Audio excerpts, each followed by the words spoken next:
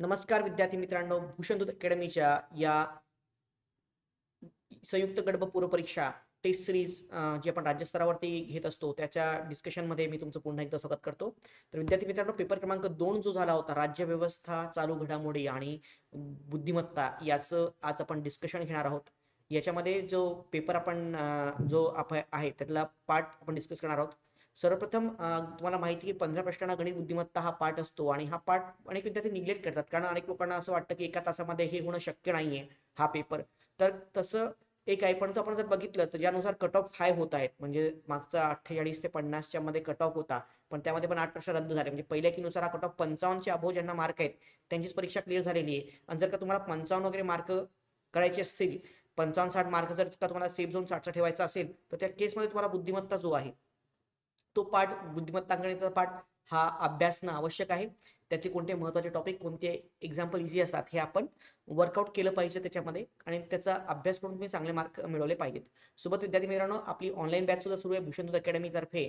आपण online batch सुद्धा एक घेत आहोत की ज्याच्यामध्ये आपण गणित बुद्धिमत्तेची पूर्ण तयारी कंबाईन पूर्व परीक्षेच्या दृष्टीने आणि राज्यसेवा पूर्व परीक्षेच्या दृष्टीने करतो. आता राज्यसेवा तर समजा जवळ आलेली आहे, पण कंबाईन परीक्षेच्या दृष्टीने जर का ज्यांना लावायची असेल ते ही बॅच लावू शकता, ज्याच्यामध्ये रेकॉर्डेड लेक्चर्स तुम्हाला देण्यात येतील. आता सीसॅटचा तर आपल्याला आता काही मी लावणार नाही, पण जर का तुम्हाला लावायची असेल तर एमपीएससी अंकगणित बुद्धिमत्ता बॅच आहे. केवळ 2000 रुपयामध्ये ही बॅच भूषणदूत अकॅडमी हे जे ऍप आहे या ऍपवरती उपलब्ध आहे. त्याच्यावरती काही सॅम्पल लेक्चर सुद्धा आम्ही टाकलेले आहेत. ते सॅम्पल लेक्चर्स बघून तुम्ही ही जी बॅच आहे ती जॉईन करू शकताय. तर चला विद्यार्थी मित्रांनो, आता डिस्कस करूयात प्रश्न क्रमांक 86. तर हा जो प्रश्न पेपर बघितला, थोडा मॉडरेटली इझी असा पेपर काढण्यात आलेला होता. विंड आकृत्यांवरती प्रश्न आहे हा. यांनी काय विचारलेलं आहे, आकृतीवरून शिष्यवृत्ती कोण, शिष्यवृत्ती मिळवून देणारा, संशोधन करणारा. लक्षात घ्या, शिष्यवृत्ती मिळाली सोबत संशोधन सुद्धा करतो, म्हणजेच काय, चौरसामध्ये असला पाहिजे. त्याचबरोबर प्राध्यापक किंवा शिक्षक वर्गातला आहे. प्राध्यापक आणि शिक्षक वर्ग आयत याच्यामधला पण आहे, मात्र अमेरिकी नाही आणि भारतीय नाही. तर याचा अर्थच काय, अमेरिकी पण नाही भारतीय पण नाही. याचा अर्थ काय, चौरस आणि आयत याचं इंटरसेक्शन आपल्याला पाहिजे. बाकी कशात इंटरसेक्ट नसायला पाहिजे, फक्त तो व्यक्ती जो आहे तो चौरस आणि काय, आयत याच्यामध्ये इंटरसेक्ट झालेला पाहिजे. आता जर आपण बघितलं, चौरस आणि आयत मध्ये इंटरसेक्ट झालेला हा यल आहे, परंतु याला त्रिकोणामध्ये म्हणजे अमेरिकी पण आहे, पण आपल्याला अमेरिकन भारतीय नाही पाहिजे. तर इथे जर का आपण बघितलं तर काय येईल रे, हा बघा के, हा चौरसामध्ये असा आहे आणि आयतामध्ये, बाकी कुठल्या याच्यात आहे का तो, ना तो त्रिकोणामध्ये आहे ना तो कशामध्ये, वर्तुळामध्ये आहे. बरोबर आहे. सो म्हणून इथे तुमचं उत्तर काय, पर्याय क्रमांक 3. ओके. नेक्स्ट प्रश्न क्रमांक 87 घेऊयात.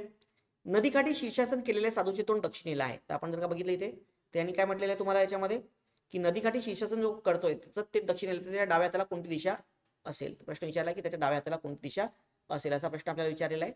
तर नदीकाठी तो शीर्षासन करतोय. बघा, जेव्हा मनुष्य उभा असतो, बरोबर आहे, सो जेव्हा आपण उभा त्याला कन्सिडर करतो, तेव्हा त्याची जी आहे म्हणजे तोंड जर उभी म्हणजे काय, वरती उत्तरेला आहे आणि इथे काय दक्षिण दिशा आहे. तर इथे जेव्हा माणूस उभा असतो, ही जी त्याची उजवी बाजू आहे, उजवी बाजूला कोणती दिशा आहे, पूर्व, आणि ही त्याची काय, डावी बाजू. इथे दिशा कोणती आहे, पश्चिम, तर ही काय झाली, डावी बाजू झाली. बरोबर. तर त्याच्या एका पूर्व, उजव्या बाजूला पूर्व दिशा आहे, त्याच्या डाव्या बाजूला काय, पश्चिम दिशा आहे. पण तो व्यक्ती काय तेव्हा उभा आहे. बरोबर आहे. किंवा त्याचं तोंड कुठे, दक्षिणेला आहे, उत्तरेला, सॉरी उत्तरेला वरती म्हणजे उत्तरेला तोंड आहे ना. जर आपण दक्षिणेला तोंड केलं त्याचं, दक्षिणेला तोंड, तर याचा अर्थ त्याच्या उजव्या बाजूला कोणती ही होईल रे, उजव्या बाजूला पश्चिम दिशा आणि डाव्या बाजूला काय, पूर्व दिशा. पण दक्षिणेला तोंड आहे, याचा अर्थ इथे उलटा नाही झाला. लक्षात घ्या, हा इथे दक्षिणेला तोंड आहे, इथे फक्त दिशा आहे वरती उत्तर, तो उभाच आहे. पण इथे यांनी काय विचारलंय की शीर्षासन करतोय. शीर्षासन करणं म्हणजे काय रे, शीर्षासन करणं म्हणजे त्याचं तोंड दक्षिणेला असलं पाहिजे, त्याचं तोंड खाली आणि पाय वरती. लक्षात घ्या, आपण असे उभे आहोत, जेव्हा आपलं तोंड वरती आणि पाय खाली होईल तेव्हा आपली उजव बाजू, उजवे जो हात आहे तो डावीकडे, डाव्या इकडे जातो, म्हणजे दुसऱ्या दिशेला जातो. आपल्या ज्या उजव्या आणि डाव्या ज्या बाजू आहेत किंवा उजव्या आणि डाव्या बाजूला ज्या दिशा आहेत त्या काय होतात, इंटरचेंज होतात. बरोबर आहे. आपली उजव्या आणि डाव्या बाजूच्या ज्या दिशा आहेत त्या काय होतात, इंटरचेंज होतात. जेव्हा दक्षिणेकडे तोंड आहे तर त्याच्या डाव्या हाताला कोणती दिशा आहे याच्यामध्ये, लक्षात घ्या, तोंड खाली आहे ना, तर त्याच्या डाव्या हाताला कोणती दिशा आहे, पूर्व, आणि उजव्या बाजूला कोणती दिशा आहे, पश्चिम, जेव्हा तो दक्षिणेकडे तोंड आहे. पण लक्षात घ्या, पुन्हा हे उलट होणार, कारण तो उलटा झाला. मग जे शीर्षक करतो ना, उलट झाला, तर उलट झाला तर इथे काय येणार, ही जाणार डावी आणि होणार उजवी. तर प्रश्न काय, त्याच्या डाव्या हाताला कोणती दिशा, तर डाव्या हाताला कोणती दिशा त्याची, पश्चिम दिशा. मग उत्तर काय त्याचा पर्याय क्रमांक 3. ओके. नेक्स्ट बघा, घड्याळमध्ये 4:20 झालेली आहेत, तेव्हा तास काटा आणि मिनिट काटा यांच्यामध्ये किती अंशाचा कोन असेल? प्रश्न विचारला आपल्याला, तास काटा आणि मिनिट काटा याच्यामध्ये किती अंशाचा कोन असेल? तर हा एक सिंपल फॉर्म्युला आहे आपल्याला लॉजिकल वे सॉल्व्ह करण्याचा, जो आपण बघितलेला आहे की कशा प्रकारे सॉल्व्ह करतात, पूर्ण लॉजिकल वेनी कशा प्रकारे कन्सेप्ट आलाय घड्याळीचा. ओके, पण मी एक फॉर्म्युला सुद्धा त्याच्यामध्ये तुम्हाला दिला होता की ज्यामध्ये डायरेक्ट आपल्याला अँगल काढता येतो. अँगल काय? Theta. Theta is equal to what? 11/2m minus 30h. H म्हणजे काय? तास. किती वाजले? तर तासामध्ये वेळ किती आहे, आणि एम म्हणजे काय? मिनिट मध्ये वेळ किती आहे. बरोबर आहे. मग आता हा फॉर्म्युला आहे, 11/2 आणि एम मॉड म्हणजे काय की याच्यात हे वजा करा, मायनस जरी उत्तर आला त्याला प्लस करा. एम म्हणजे काय? मिनिट आहे, तर किती? 20. 30 गुणिले काय? एच म्हणजे काय? 4. तर इथे बघा 2 याला भाग दिलात किती होणार? 110. 110 वजा 120. इथे जर का आपण बघितलं तर 110 वजा 120 म्हणजे काय? वजा 10 मॉड मध्ये. तर निगेटिव्ह बिकम्स द पॉझिटिव्ह. तर इथे काय होणार? 10 डिग्री. म्हणून उत्तर पर्याय क्रमांक 4. मला वाटतं पर्यायात उत्तर दुसरं दिलेलं आहे. पर्यायामध्ये उत्तर पर्याय क्रमांक किती आहे रे? I will check. मी एकदा चेक करतो. आपल्या ओरिजिनल आन्सर किंवा त्याचं उत्तर दिलेलं होतं पर्याय क्रमांक 3 नाही, पण पर्याय क्रमांक 4 हे उत्तर आहे. कारण 10 अंश हे उत्तर असेल त्याच्यामध्ये. नेक्स्ट बघा,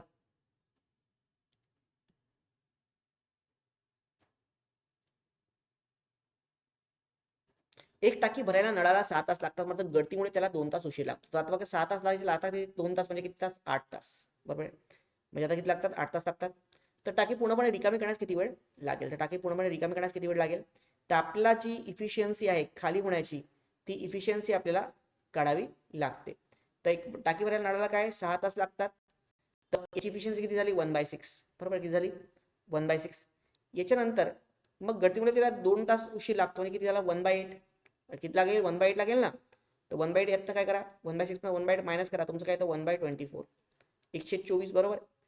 आता त्याची उलट, हा काय झाली? ही इफिशियन्सी झाली, त्याची उलट वेळ असतो. म्हणजेच पूर्ण रिकामी होण्यास वेळ किती लागणार? 24 तास. त्याचं उत्तर काय? तुमचं पर्याय क्रमांक 2 हे उत्तर येईल. नेक्स्ट बघा, आता याच्यामध्ये जर आपण बघितलं प्रश्नचिन्ह की काय ना, आता इथे लक्षात घ्या, पहिले 1-2 फिगर ऑब्झर्व करा. यामध्ये तुमच्या एक लक्षात येईल की 3 जे सिम्बॉल्स आहेत बघा, त्रिकोण हा आणि कॉर्पोरेट, हे कॉन्स्टंट. सी, त्रिकोण आणि प्लस, हे तिन्ही कॉन्स्टंट राहिलेत. इथनं इथे जर गेला तर हे तिन्ही, मग हे मूव झाले कसे झालेत? हा बघा, हा इकडे गेला, हा यस इकडे गेला, आणि हा स्क्वेअर इकडे गेला. ठीक आहे. आता नेक्स्ट याच्यामध्ये जर कम्पेअर केलं तर हे जे 3 आहेत इथे बघा, हा यस आणि हे 3 कॉन्स्टंट आहेत, आणि हे जे त्रिकोण आहे कसे मूव झालेत?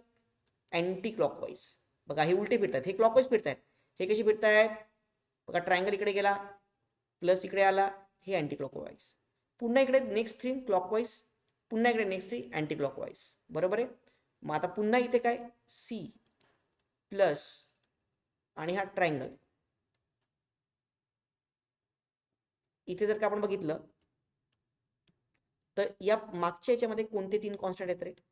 या 2 कम्पेअर करा. चला, या दोनला जर आपण कम्पेअर केलं तर बघा, हा स्क्वेअर जो आहे हा कॉन्स्टंट आहे, अगेन यस कॉन्स्टंट आहे, आणि हा ब्लॅक हे कॉन्स्टंट आहे. बरोबर आहे.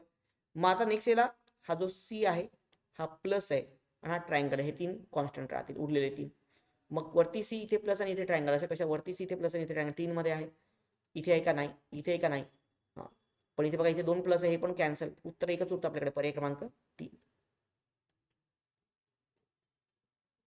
नेक्स्ट बघा, $A चा अर्थ आहे ए हा बीचा भाऊ आहे.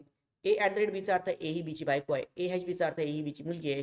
तर WTQ ही भावंडे आहेत, ती नातेसा ओळखा. आपण अनेकदा काय करतो, मी सॉल्व्ह करत बसता असाल याला, की हे याला हे करत बसायचं, प्रत्येकाला फ्रेम करायचं, मग यात नाही की हे चेक करायचं. हे काहीच करण्याची तुम्हाला गरज नाही. लक्षात घ्या, भावंड आपल्याला काढायची म्हणजे काय? भावंड जर काय, तर कोणी मुलगा किंवा मुलगी रिलेशन मध्ये यायला नको, किंवा आई किंवा वडील रिलेशन मध्ये या WTQच्या मध्ये कुठे यायला नको, डायरेक्ट रिलेशनशिप. तर तुम्ही जर का इथे बघितलं तर डब्ल्यू आणि टी आणि क्यू मध्ये, तर डब्ल्यू आणि टी बघा इथे आहे, स्टार सिम्बॉल आहे. स्टारचा अर्थ काय? वडील आहेत. जर का डब्ल्यू जर टीचा वडील असेल तर तो भावंड होईल का?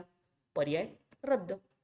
हा, इथे बघा, क्यू आणि टी मध्ये पण काय आला? स्टार आला. स्टार म्हणजे कारण डब्ल्यू टी क्यू मध्ये सिम्बॉल येता कामा नये यांच्यामध्ये डायरेक्ट, हा पर्याय पण काय? रद्द. आता क्यू टी आणि डब्ल्यू याच्यामध्ये एक सिम्बॉल आलेला आहे हॅश. हॅश म्हणजे काय? मुलगी आहे. मुलगी पण होऊ शकतं का? नाही, हा पण पर्याय रद्द.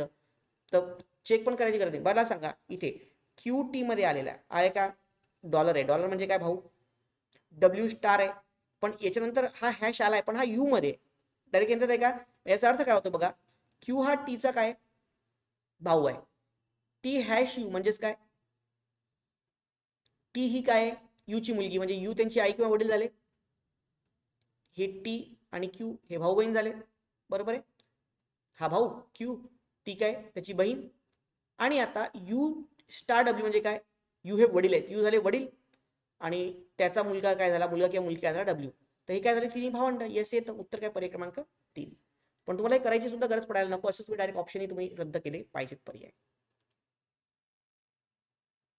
नेक्स्ट बघा, एका वाहनाच्या चाकांचा परीघ, नेक्स्ट काय म्हणतंय बघा प्रश्न क्रमांक 92, एका वाहनाच्या चाकांचा परीघ हा 3.5 मीटर आहे आणि पाठीमागच्या चाकांचा परीघ हा 3 मीटर आहे. जर वाहन 54 किलोमीटर प्रति तास या वेगाने असेल तर दोन्ही चाके संपूर्ण फेऱ्या पूर्ण करण्यासाठी कमीत कमी किती वेळ लागणारा वेळ जो आहे तो कमीत कमी किती असला पाहिजे. तर वाहनाच्या पुढील चाकाचा परीघ किती आहे रे, 3.5 मीटर आहे, बरोबर आहे. हा, आणि हे त्यांचं गतिमान आहे 54 किलोमीटर पर आवर, 54 किलोमीटर प्रति तास त्यांचा हे आहे. आता 54 आहे आणि तिथे जर आपण बघितलं तर 5/18 याच्यामध्ये हे होतं, तर याची स्पीड किती झाली 15 मीटर पर सेकंद. 5/8 गुणा काढ, ही किलोमीटर पर आवर मध्ये स्पीड आहे, इकडे हे मीटर मध्ये दिलेले ना, मग मीटर पर सेकंद मध्ये तुम्हाला घ्यावं लागेल तेव्हा तुम्ही कम्पेअर करू शकता. मग वेग काढताना 54 जे आहे त्याला आपण कन्वर्ट केलं कशामध्ये, मीटर पर सेकंद मध्ये, हे आलं 15 मीटर पर सेकंद, बरोबर आहे. हा, आता हे जर केलं आपण त्याच्यामध्ये, तर आता मला सांगा 3.5 आणि 3 मीटर या दोघांचा काय चाकांचा परीघ आहे, पाठीमागच्या आणि समोरच्या. पूर्ण फेऱ्या पूर्ण करता म्हणजे या दोघांचा आपल्याला काय घ्यावं लागेल, लसावी. सो 3.5 आणि 3 याचा लसावी किती आहे रे, 3.5 आणि 3 याचा लसावी जर का तुम्ही घेतला त्याच्यामध्ये तर तो किती येतो, तर तो येतो 21, किती येतो 21, बरोबर आहे. जेव्हा पूर्ण हे होईल आणि 21 हे यांचं अंतर म्हणजे 21 काय झालं अंतर, तेव्हा ते एकत्र कम्प्लीट करतात आणि भागिले काय 15. सो 21/15 म्हणजे किती 1.4 सेकंद, म्हणून उत्तर केलं पर्याय क्रमांक 4. हा प्रश्न राज्यसेवेत सुद्धा आला होता, तसंच मी तसं कॉपी केलाय याच्यामध्ये. तर पी हा पारदर्शक तुकडा आहे, तर याच्यामध्ये विविध यांनी हे दर्शवलेलं आहे, तो म्हणतो अंतिम घडीनंतर कसं दिसेल. पहिली घडी जेव्हा आपण अशी करू बघा, इथनं ही घडी जेव्हा आपण करू, लक्षात घ्या फोल्डिंग मध्ये हा जो पाठ हा इथे येऊन मिळेल, कारण आपण इथनाची घडी करणार ना, तर तेव्हा ट्रायंगल कसा होईल रे बघा, या असा या असा, हा जो इथे बघा इथनं हा जो चेंज इथे तुम्ही घडी करताय या पॉईंट पण, तर हा जो पॉईंट असा उलगडेल, हा असा होईल. हा जो पॉईंट इथे मिळणार, हा ब्लॅक जो आहे हा असा इथे, तर हा इथेच राहील ना, पण हा जो इथला व्हाईट आहे हा इथे येऊन जाईल, म्हणून हा झाला असा इथे व्हाईट. हे कळलं तुम्हाला. मग कुठली डायग्राम मध्ये हे 3 पोझिशन तर अशाच राहतील. तर हा दूर आहे व्हाईट, हा इथे होऊ शकत नाही, हा इकडे दूर गेला, हा पण होऊ शकत नाही, 2 पर्याय तसेच काय झालेत, रद्द झालेत. अगेन तिसरं जर आपण बघितलं बघा, यांनी ॲरो असा इकडे नेलाय, हे शक्य आहे का, हा ॲरो असाच राहील ना याच्यामध्ये, हे सुद्धा रद्द, म्हणून उत्तर काय पर्याय क्रमांक 4. तुम्हाला सेकंड थर्ड घडी करत बसण्याची गरज सुद्धा नाहीये, लक्षात घ्या. याचं मी तुम्हाला डिस्क्रिप्शन दिलेलं आहे बघा, आपण याचं पूर्ण तुम्हाला अनालिसिस त्याचं दिलं होतं आपण. ओके, तर तुम्ही त्या अनालिसिस मध्ये हे बघून घ्या, कारण आता हे जे आपले पझल आहे, पझल अनालिसिस करायला आपल्याला खूप वेळ लागणार आहे. यांनी आपण तुम्हाला मी एक चार्ट तिथे आपल्या विश्लेषणामध्ये दिलेला आहे. ओके, हा बघा चार्ट त्याचा.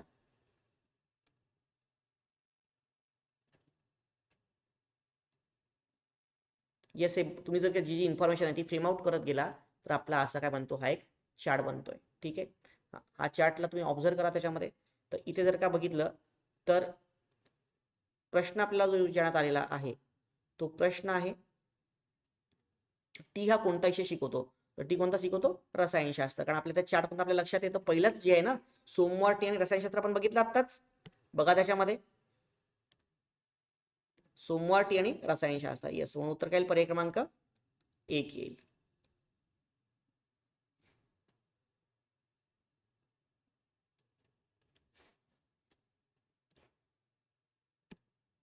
पंच्याण्णव 95 बघा, तुमच्यापैकी डॉक्टर कोण आहे, तर हा खरे खोटे फार महत्वपूर्ण टॉपिक आहे, आपण खूपदा असा पॅटर्न घेतलेला आहे.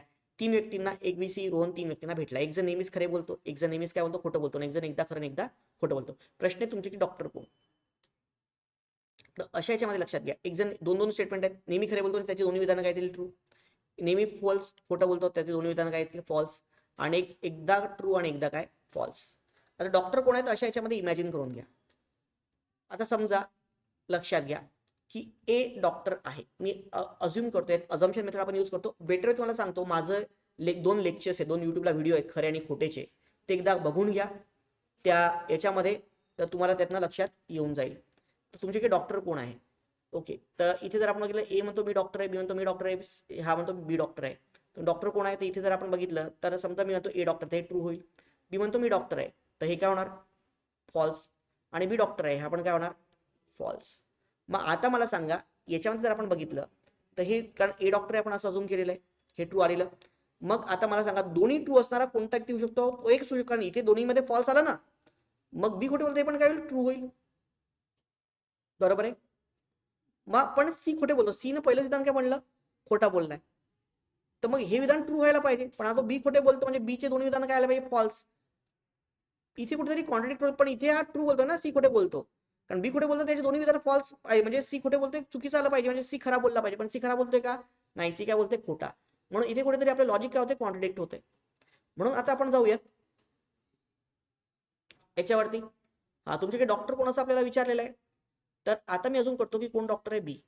तर मी म्हणतो हे विधान मी काय होणार? ट्रू. मी डॉक्टर आहे, हे काय होणार? ट्रू.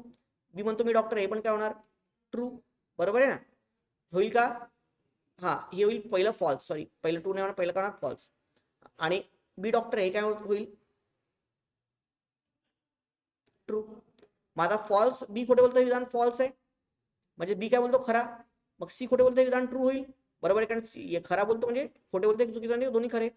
मग ए खोटे बोलतो, हे काय होणार?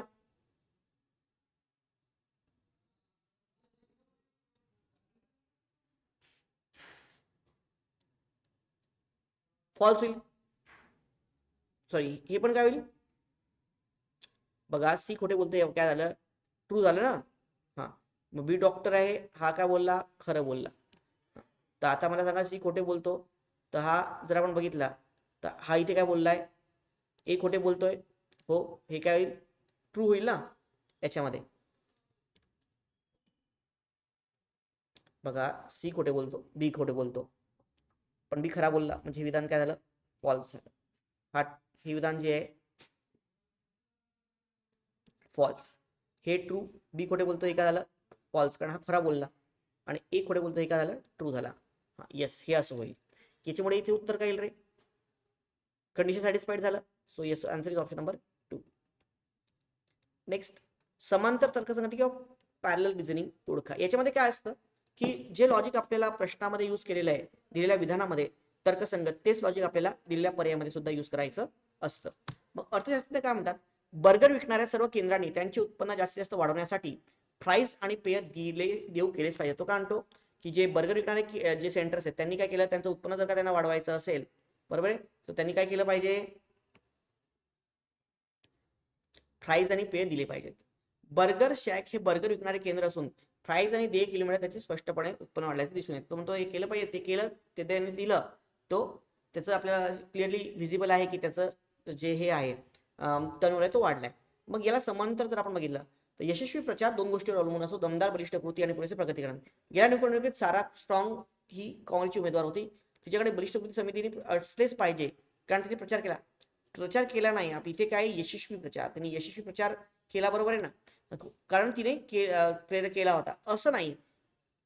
इथे मध्ये बघा, त्यांनी यूज केले पाहिजे, आणि जर त्यांनी म्हटलंय की केंद्र असेल, बरोबर आहे ना, तर आपण जर का बघितलं याच्यामध्ये,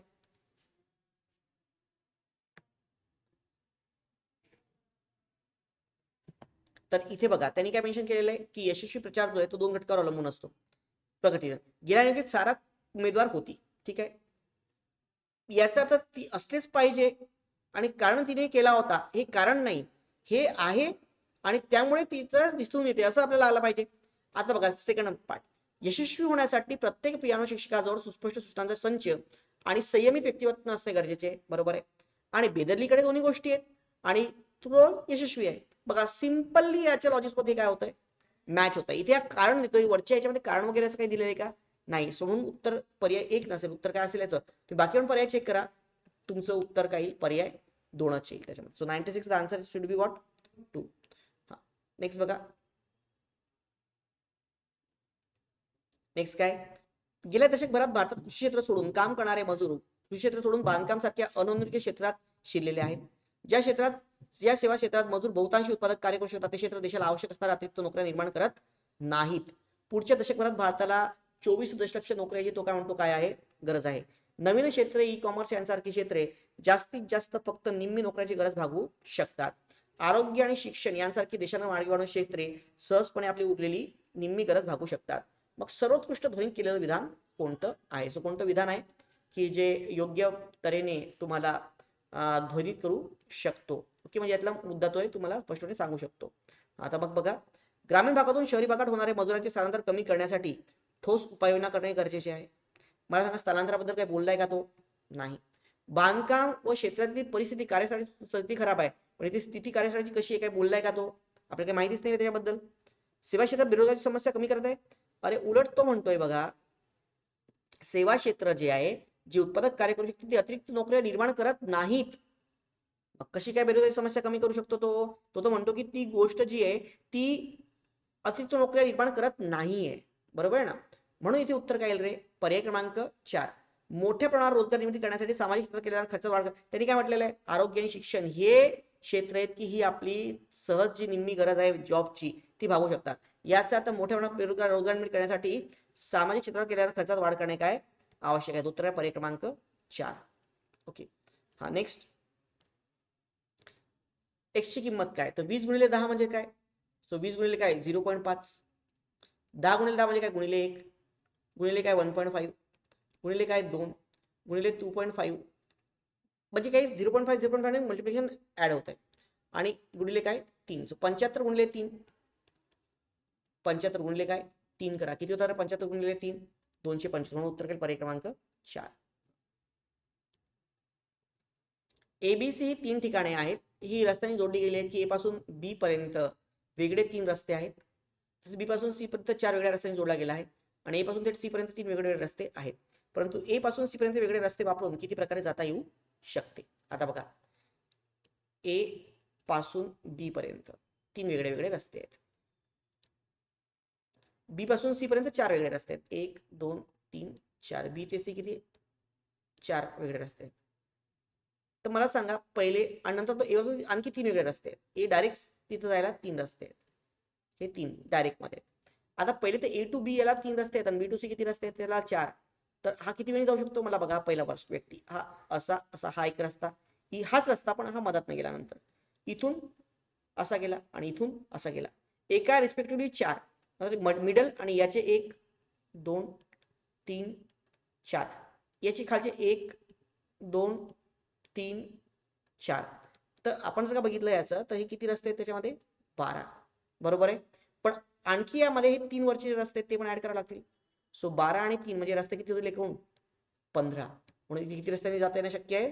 15 रस्ते. So that's the answer is what option number 3.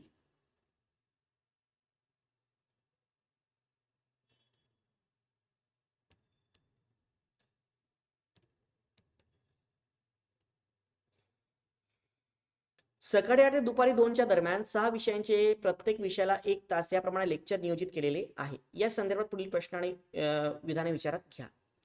प्रश्न आहे, तिसरा तास कोणाचा आहे? एफचा तास एच्या नंतर आणि सीच्या पूर्वी आहे. एफचा जो काही तास आहे टोटल 6 तास आहेत. एच्या नंतर आहे आणि सीच्या पूर्वी आहे. बीच्या नंतर एकही तास म्हणजे बी सगळ्यात शेवटचा आहे. पण याच्यामध्ये बाकी आपल्याला बी शेवटचा, मग याच्यामध्ये कोणी आहे मध्ये किंवा नाही आहे असं होऊ शकतं. ए एफ सी हे 3 कॉन्स्टंट आहेत, पण मग बी इथे आहे की यांच्यामध्ये कोणी आहे, 1 जण असेल 2 जण असेल. आपण निश्चितपणे तिसरा तास त्याच्यामध्ये कोणता आहे हे सांगू शकत नाही, दोन्ही क्लब जरी केले तरी. सो त्याच्यामुळे तुमचं उत्तर काय येणार? विधान 1 आणि विधान 2 हे एकत्रितरित्या उत्तर देण्याचे पुरेसे नाहीत. म्हणून इथे उत्तर काय तुमचं पर्याय क्रमांक 4. ओके, तर नमस्कार विद्यार्थी मित्रांनो, होप तुमच्याकडे सगळ्यांकडे हे प्रश्नपत्रिका आहेत, चांगल्या सोडवा. पोस्टल टेस्ट सीरीज सुद्धा आपली उपलब्ध आहे. तर ज्यांना पोस्टल टेस्ट सीरीज सुद्धा लावायची असेल ते पोस्टल टेस्ट सीरीज सुद्धा लावून घेऊ शकतात. ओके, सो ठीक आहे, थांबूयात आज मग विद्यार्थी मित्रांनो. Thank you very much. धन्यवाद.